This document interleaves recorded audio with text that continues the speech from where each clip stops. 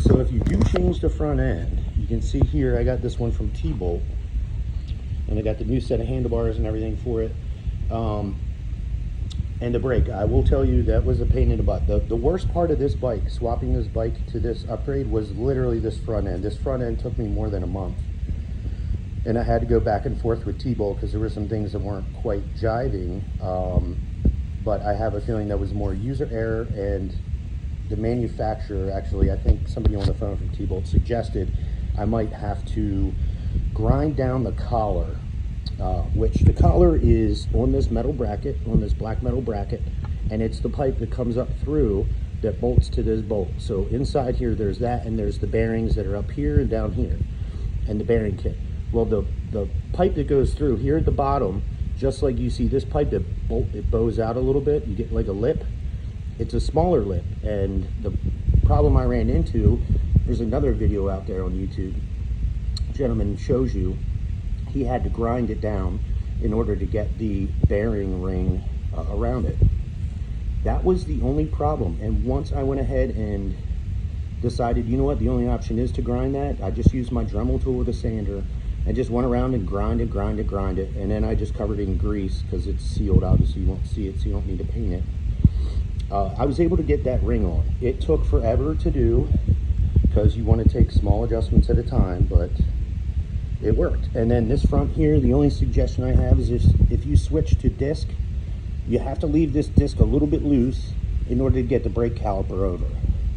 Now the brake caliper when it comes from factory has a little plastic piece in it. I tried to get that out and it kept breaking.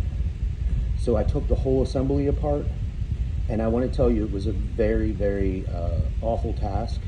The little I don't know what they're called, like dampening springs or what have you. I think on regular cars they're like the anti-squeal bushings or whatever. They're little silver pieces.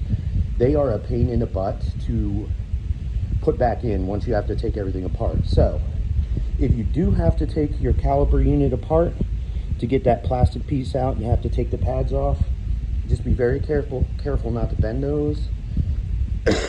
When you go to put it back together, even though it's a bad practice, I highly suggest putting a little bit of grease somewhere around where you're going to insert the little bushing onto the caliper, just so it'll hold it in place, kind of like tack it in place so it doesn't just fall right out.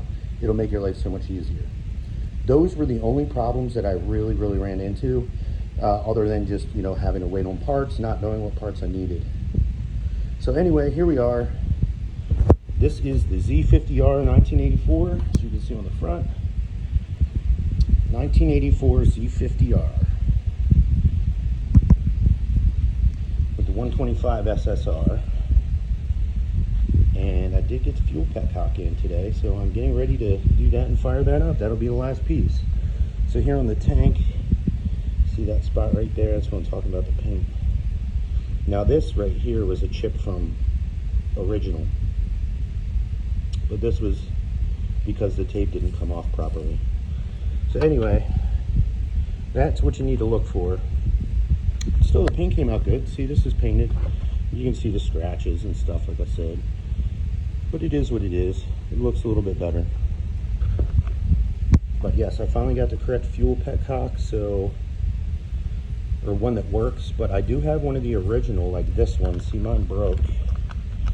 Mine used to have that elbow on it, and mine broke off. It was just too old. So I did order one. I found one and ordered one that's identical to this. It has the elbow to the L,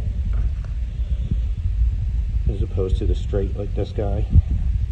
But when that comes in, I'll see how this works. One of the two is going to work better for my connections, because you can see it's tight. You don't have much room.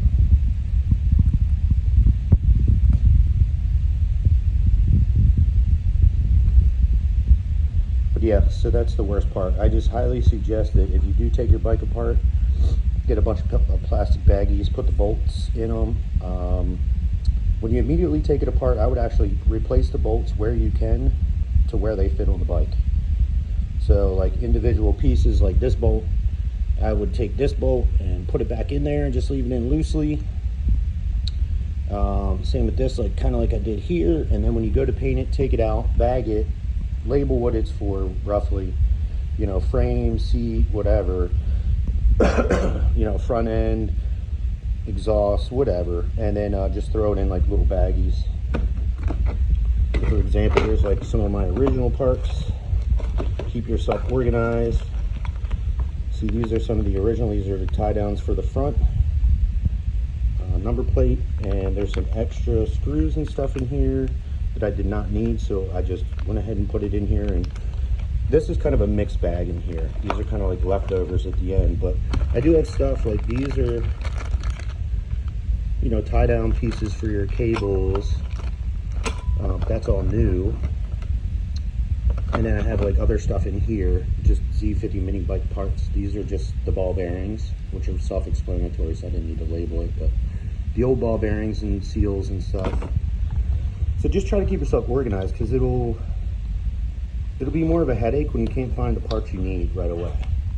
One thing I do highly suggest is getting maybe, you definitely need a chain brake unless you get the chain that actually fits. So order yourself a chain brake now. Don't do the cheapy. Do maybe the $12 to $15 one from Amazon. I don't know where mine went. I'll probably put it away. But it's a great tool. So anyway, back to business. I'm gonna get this sucker fired up. Again, that collar on the front, I wish I could show you a better picture, or a picture, but I don't have any of my old parts out. Alright. Oh well, this is what it is.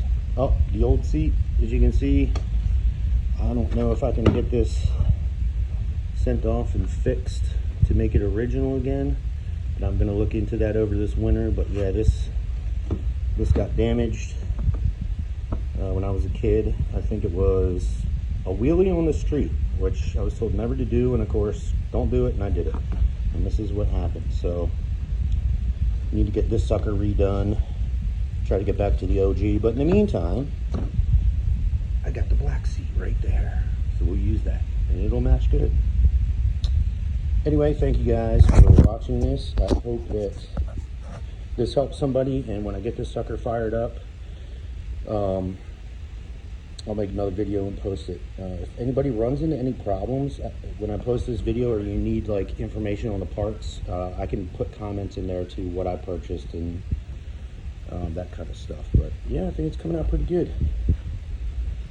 So anyway, back at it. Y'all take care. Love and peace to you all, and God bless America. Make America great again.